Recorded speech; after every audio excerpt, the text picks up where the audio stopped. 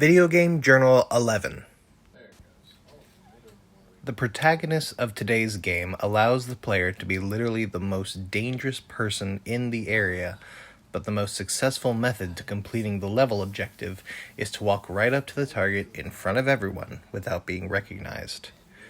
It might sound like a contradiction, but it actually makes for one of the best franchises in the history of the 21st century video game. Dutch developer IO Interactive released Hitman codename Agent 47 on the 21st of November 2000. The player controlled the titular Agent 47, a clone genetically engineered to be the ultimate assassin. 47 was then hired by the International Contract Agency, also known as the ICA. With his handler, Diana Burnwood, you are given assignments to kill predominantly terrible human beings in a creative way. It started on the Microsoft Windows before expanding to the current consoles of the time, the PlayStation 2 and Xbox. There has been a Hitman game on every subsequent Xbox and PlayStation since. There have been 7 mainline titles, and we will be looking at the 6th. Confusingly, it was called Hitman, even though it was the 6th game in the series. It was released in 2016, with IO still at the helm of the ship. However, at this time, the games were being published by Square Enix.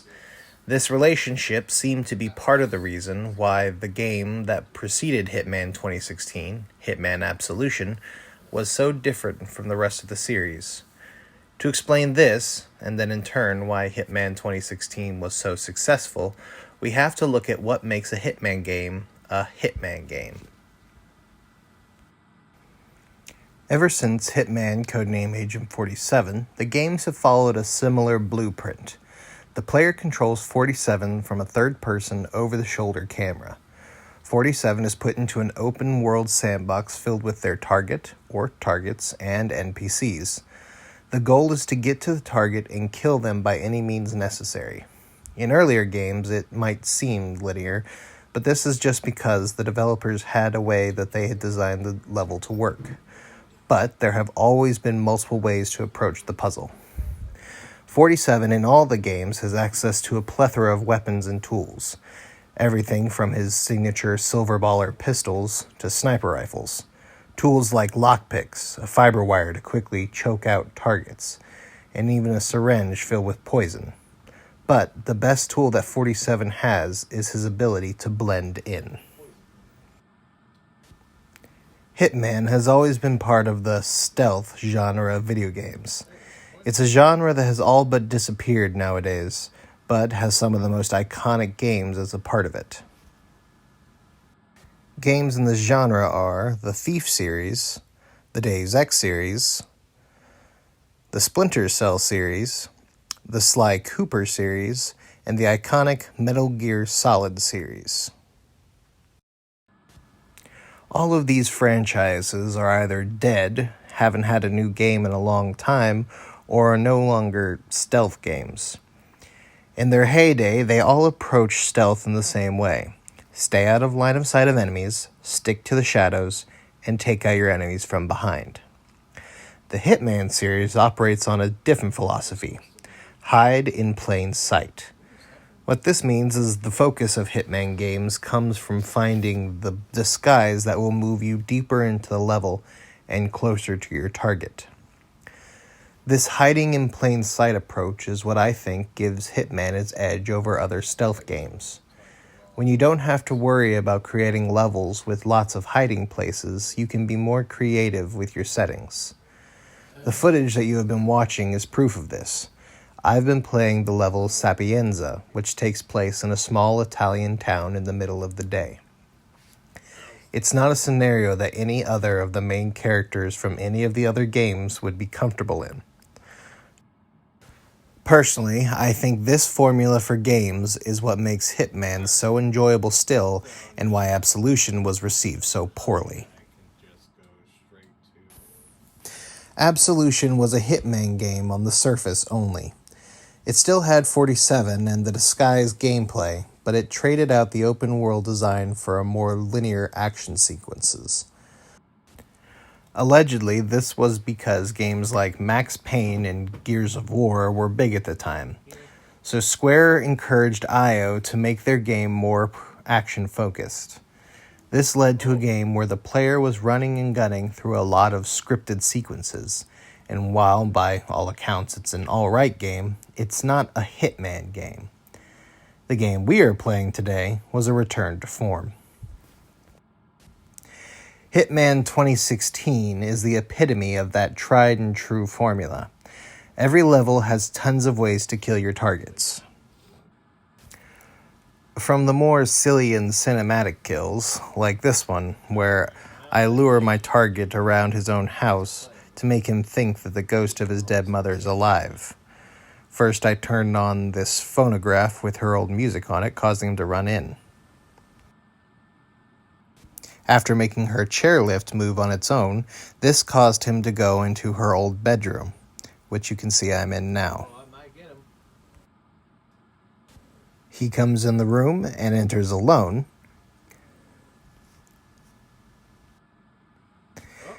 He sees her old chair rocking and passes out. This gives me an opportunity to go in for the kill. Cool. You can also pull off accidental kills, like luring your target close to a fireplace and dropping a propane tank down the shaft and blowing her up. Oh, shit. And finally, there's the more straightforward approach, with kills using whatever weapons you have, like your pistols. Here we see me shooting out the vial containing a virus these two have been working on, and then promptly running away. And every one of these levels has the backdrop of some unique area. In this game, you visit a bunch of these places like Sapienza.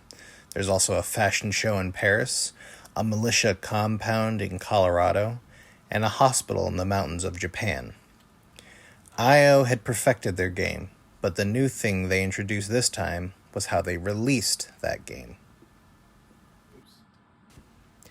The 2016 game was released episodically, which was this trend that developers, especially Square, which is probably where this plan came from, were using, where they would release a portion of the game at a set release time over the course of a preset time, usually at a cheaper price.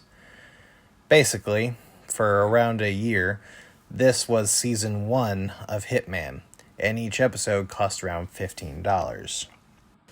This left IO with a bit of a problem. If they were releasing each level by itself, how do they get their customers to make sure they aren't losing interest after one episode? Outside of all of the different ways to kill the main targets, like I've just shown, they also had different gameplay modes. There were escalations and contracts that used the same levels but with different targets and or rules for the kills. For example, escalations have you targeting a person in the level that isn't the main targets of the episode. There are 5 stages to each escalation. The first stage is predominantly kill this person, and then it adds stipulations onto it. One of my escalations had me having to kill a specific person in a specific disguise with a specific weapon, but also having to make sure that I was erasing security footage with each one, and it continued up to where I had a time limit of 5 minutes for the kill. The escalations aren't all the same, and they all have their own unique rules. Contracts were more simple. Basically, it just had you focusing on one person, but these contracts could be made by other players on their online mode. All of these gave way more ways for these levels to be stretched out along this episodic format, although not a lot of the players were happy with it. This game, in my opinion, is just a series of puzzles to figure out. On another run of Sapienza, I decided on a different approach from the last time. I snuck into the mansion estate by disguising myself as a flower delivery man. Apparently, one of the targets had ordered some flowers to put on their mother's grave. After delivering the flowers and placing them on the mother's grave, I hid in a box and waited.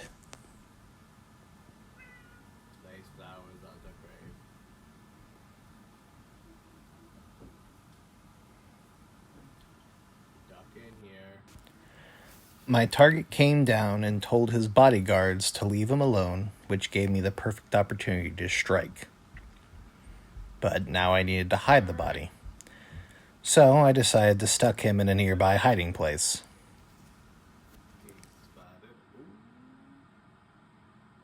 The place I chose? The wood chipper. There we go. My approach on the other target of the level was revealed to me as I explored the town of Sapienza.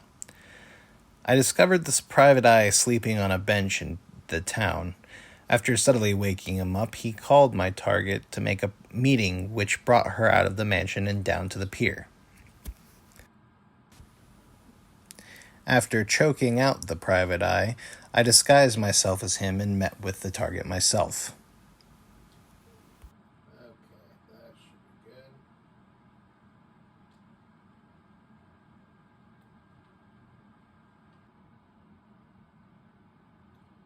Wonder. Once she took me into an empty tunnel alone, I took out my poison and struck. Again, no one was aware. It's solutions to the puzzles like this that are so much fun to find. If I could give any advice on how to play these games, it's to become familiar with the rules of the games. NPCs are programmed with very specific AIs, and if you think of the game as a series of AIs to manipulate rather than how people would react in real life, the game becomes far less daunting and the possibilities become endless. If I have sparked your interest in this game, there is an 8th mainline installment coming out in January of 2021. You don't have to play the previous games to understand the game, as the story isn't the main focus of these games. The game is. If you just want to see more gameplay, I have started streaming the game every Saturday that I can, starting at 9 p.m. Central Time at twitch.tv/KeymoreN5. Thank you for watching. Next week is the last of these journals, and I have saved my favorite game for last. Please like and subscribe, and I'll see you later. Goodbye.